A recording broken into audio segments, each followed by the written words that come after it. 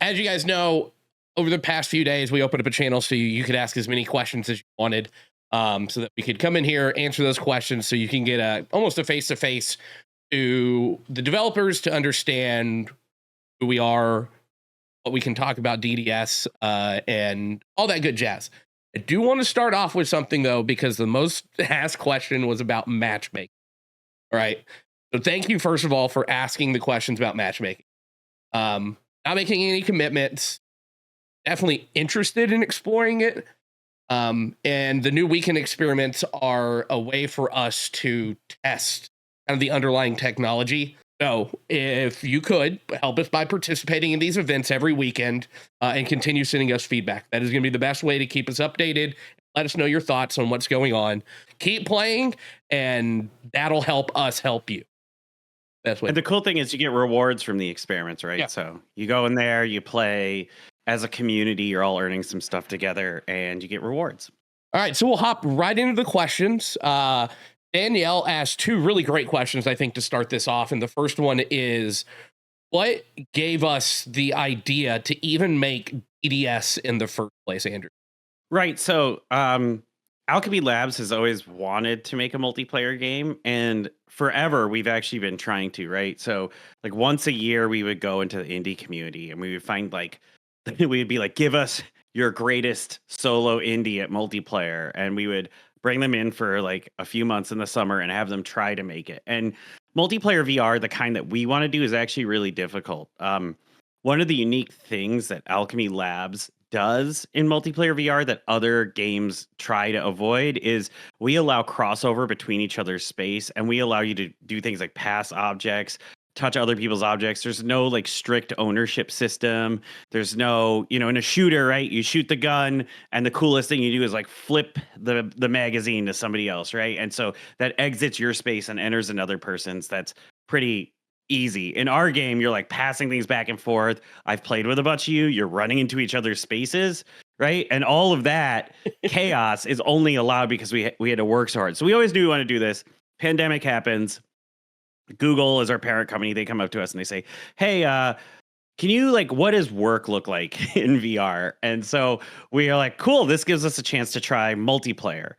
And so we tried it, while we're doing that, we were learning the multiplayer stack, and it's lower stakes, right? Because you don't need to have a squirt gun we did actually make squirt guns, but you didn't need to have a squirt gun in an office, right? And that let us build the base that eventually we were like, okay, I think we have our head wrapped around multiplayer enough that we can go forward, right? And so kind of pitch the company, hey, we want to do multiplayer, and then we started on this game that's like nothing like what we have today.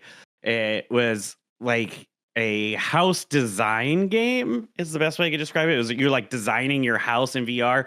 Long story short, we found out very quickly that people are really bad interior designers, and that if you're like a bad interior designer in Animal Crossing, it's like top down, so you kind of ignore it. And you're like, whatever. If you're in the house and it's bad, like the feng shui is off and it breaks down and your brain starts to melt and you get like really upset and frustrated. That just wasn't fun.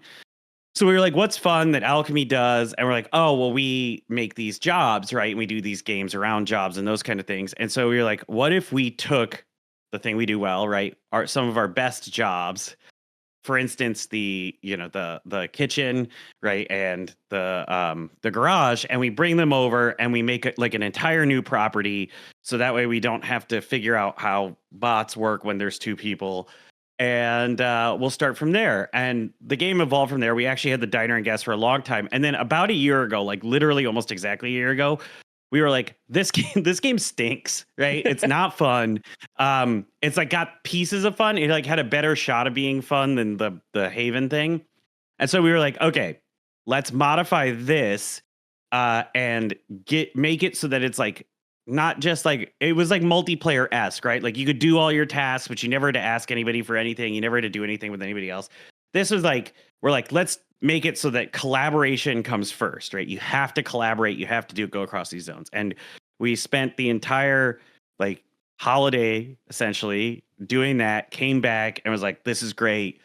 Built that into the beta that you all play, right? And we knew we had CEOwl from when we did the Haven project, we actually knew we wanted to be in the Pacific Northwest. So it's kind of an extension through that. But yeah, that's how we ended up here. It wasn't like we set out, we're like, we're going to make Dimensional Double Shift 3 years ago. It was like, we're going to make a multiplayer game. And then we're like, this one sucks. Let's make a new one. This one sucks. Let's make a new one, over and over again. And then we didn't want you all to wait. That's why we released a beta, right? We were like, we wanted to build it with you.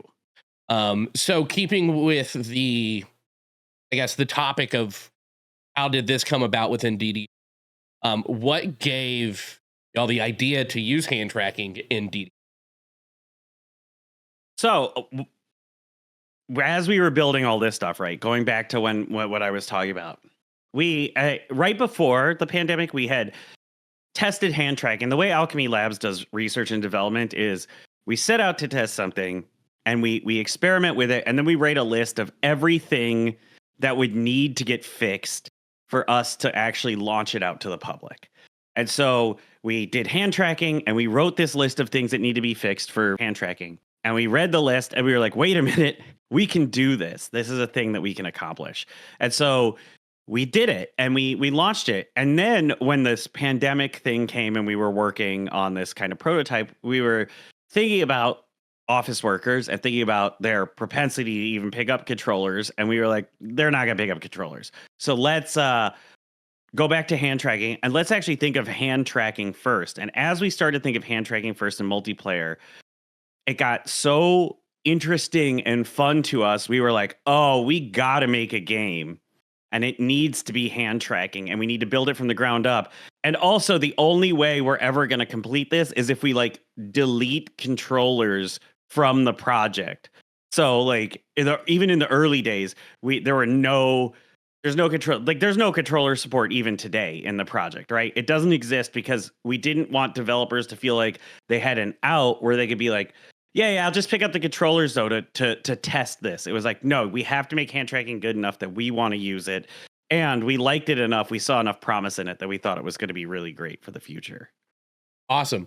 Let's get this out of the way since we just talked about hand tracking. Andrew, will there ever be a setting where you can play DDS with controllers? Likely no, right? The only world in which that is if no one can figure out the accessibility stuff. But I can tell you right now, we talk to all the major headset manufacturers, and we have some really fantastic ideas on how to create accessible versions of hand tracking. But this is a hand track game, right? It's been designed for it. We made specific design considerations that you wouldn't do in controllers, like very small objects or very small manipulations or sub manipulations or those kind of things that translating them to controllers would be very difficult, if not impossible. I see this very similar to when we first made Job Simulator in VR. For many of you probably weren't there for that, but when we did that, we got a lot of questions on why we didn't just make a PC version in the same way here, because the technology then was clunky, it was new, it was all sorts of things.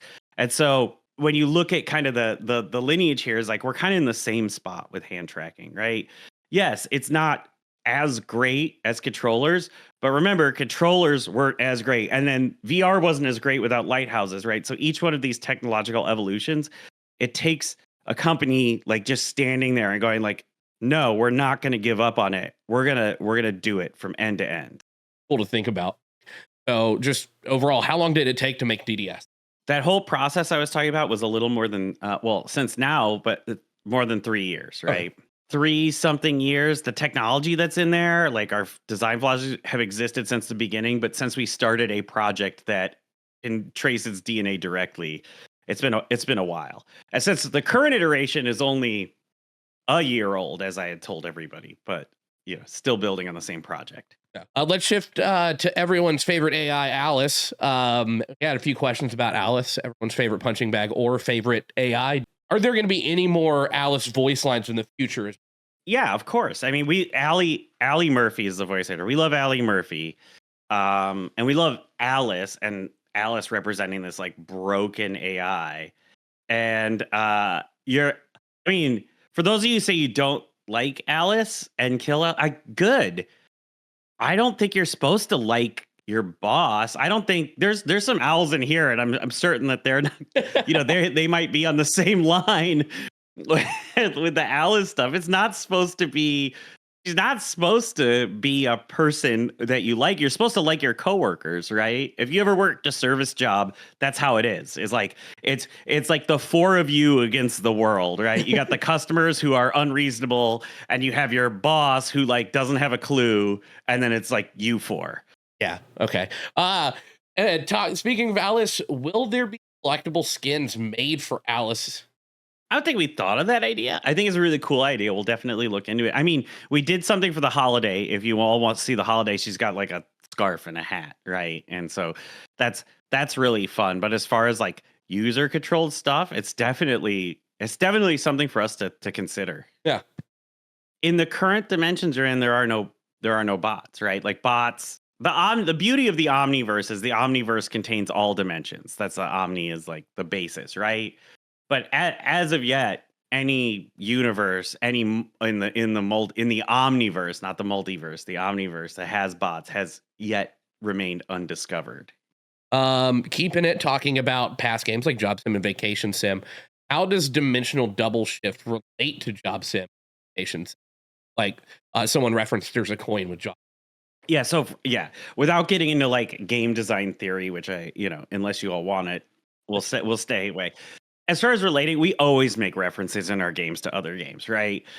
Sometimes people get a little too, in this day and age, a little too obsessed with like, what's the MC universe, right? Of Owlchemy. There isn't that, but we did it. Like, if you play Job Simulator, there's like a smuggle truck in the garage. There's in some of our later games, there's references to like Discourse, right? There's a fake version of Discourse in the Vacation Simulator.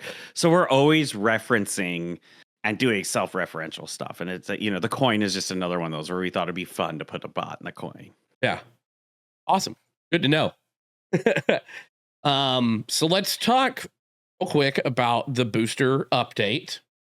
If you don't know, Conrad Glomny, who for some reason sounds very familiar after sitting here talking to you. Any likeness, visual or auditorily, are unintentional. Purely by chance. Why are they currently limited to the weekends? Well, a few things, right? We're testing out new technology, and then you're going to see in the updates, I think we said the first one's 0G, right? There's some stuff that like we could break the game, but we only want to break the game for a day. Right. So it's like, here's a day and the game's broken today. There's a game called PlanetSide back in the day that I really loved. And every once in a while they would just break a planet. They'd be like, this planet's the old West planet. You can only use revolvers and everybody's skin changes to have cowboy hats. Right. And like, it was super fun to have that. But then you'd be like, all right, like after a day or two, you'd be like, it's time to go back to the old game. So yeah, it's like really great, and it gives you a new way to play, and you get these rewards, and it's fun. And then the hope is that you want to play it again the next time it comes around, not that you're like tired of it, right? So you get that little taste. Yeah. And there were questions about if there's a chance that we can play solo or play with randomized people. So first of all, we addressed that at the beginning of the Q&A. But the booster update, that is it. I think the biggest thing I want to make sure, like, this is a beta, right? And I even saw people chatting about this before we got in. We're not even in early access or anything like that, right? That you would call it that, even though Meta only has the backend that says that. This is like honestly a beta, right? That's why, and we wanted you all to see this and have your reaction. So we know it's like something small, but we're building it with you all together. And so y'all know we do, and by we, I mean me and Andrew as well, and the other owls, we pay attention what y'all are saying in the feedback channels. A lot of what has been said there, I'd have noticed in patch notes. Yeah. So we talk about stuff the fans bring every day. It's you all, whether or not you have a shadow presence in almost every meeting we have, especially when it's about dimensional double shift and how we're building the game. Absolutely. So let's talk about, will any new, they say everyone keeps calling them jobs, so I'm just going to correct everyone right now. They're shifts, dimensional double shift. Will any new shifts cost any money in the future? Yeah, so that's a great question, right? And I think it's one that we're trying to answer. So like, yeah, at some point we do have to make money on this thing. Like, it does actually cost us money. It cost us money to build it, right? We spent 3 years and we paid a bunch of people's salaries. And it cost us money to run it, right? And we use this backend called Normcore, but it's just sitting out there, right? It's not, they don't give us their servers gratis because they think we're super cool. I wish they did. I've tried, but it doesn't work that way.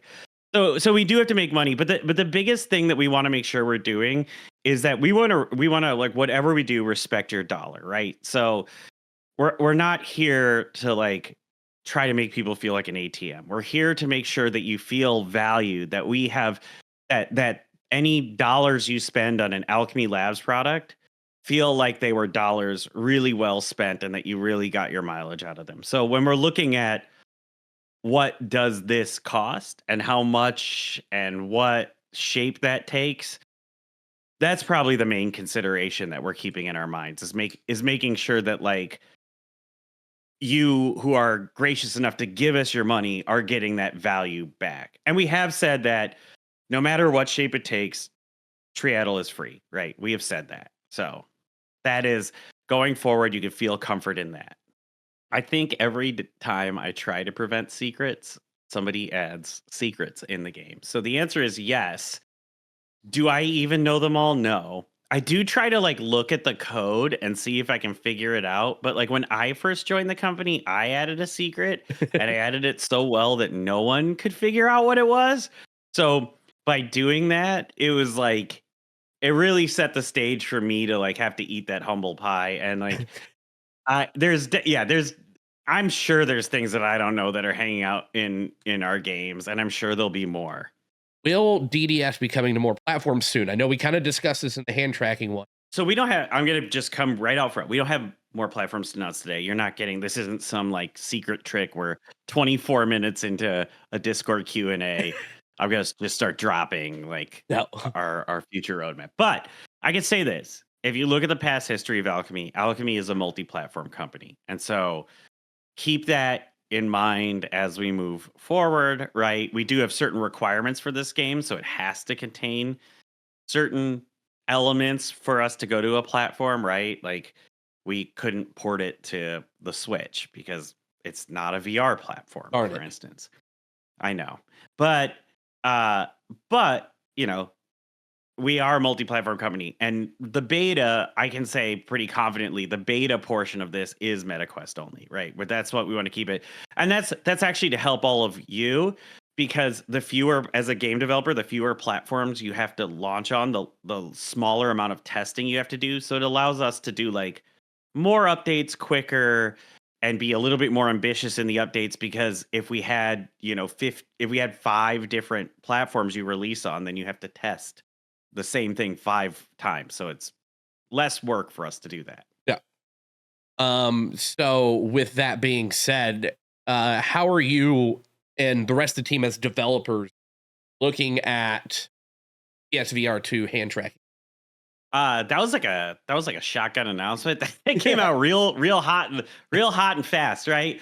And we're very excited, right? It's something that we had been asking Sony to do, to say like, hey, like we think you should support this. We think this is like a input method that is valuable.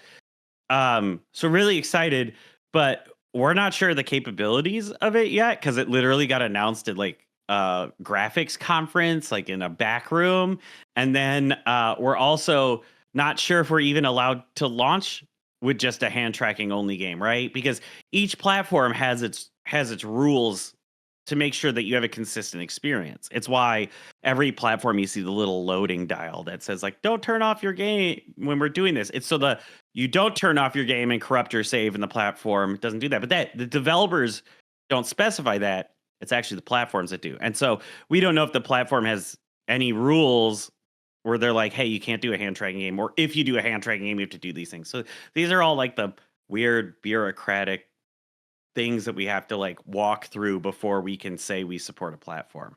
The Quest is, I think the Quest is a fantastic platform, right? Like obviously we've been very supported by it, and we're very supportive of it, want to keep supporting it in the future. So anything we do would just be more. Another one that came from chat during this is, when are you all going to add a new level? I mean, I can tell you, we're working on something, right? We're working on something. It's we're just not ready to talk about it yet, right? We're still figuring it all out. Like that's the funny thing about this game development stuff, right? Is we want to make sure that when we show you this, like you understand what we're making. I think if there's any one thing you take away from this whole conversation, it's that when you make video games, you're constantly trying to figure out what you make. And so we're so excited to tell you about the new stuff we're working on.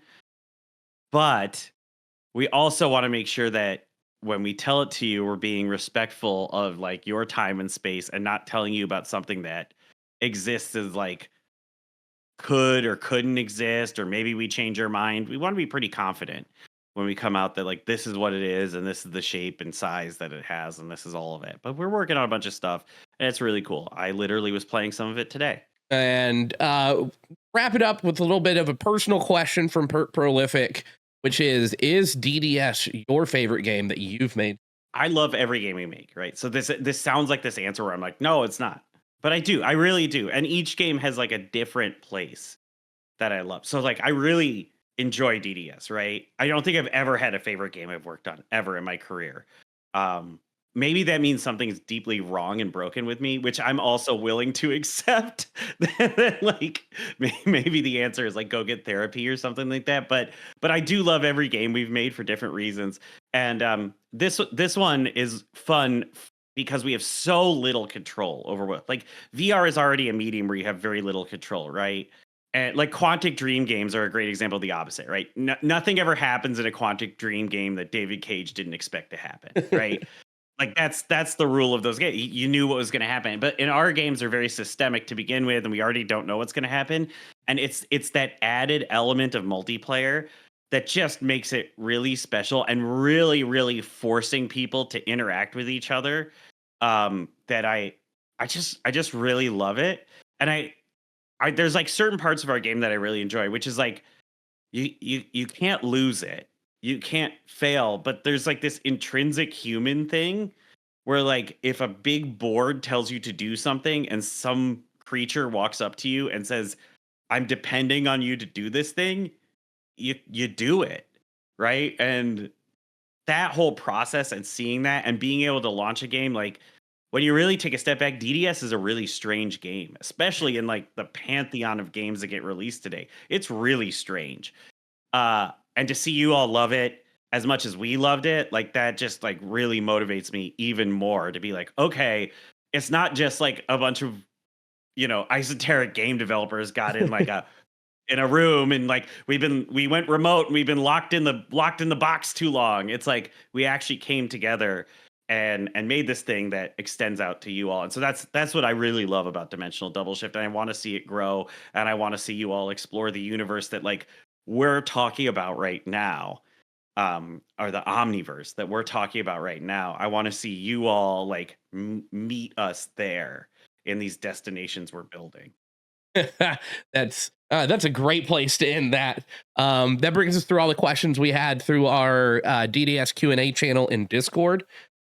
First of all, I want to thank Andrew. Thanks for taking your time out of your busy day to address the community. Well, thanks for doing this, right? Like I get to babble at the employees all the time, so it's kind of nice to just babble at the people who really enjoy our products as well. So, yeah. Awesome. And thank you to everyone that tuned in, but also everyone that submitted questions, who has submitted feedback, who has submitted bugs, you name it. EDS is moving forward because of y'all. We're able to sit here and talk about it because of you. So keep playing it. Also keep an eye in Discord for any other events. As we move into the new year, more community days to play, and I will let you guys know next time we have a Q&A.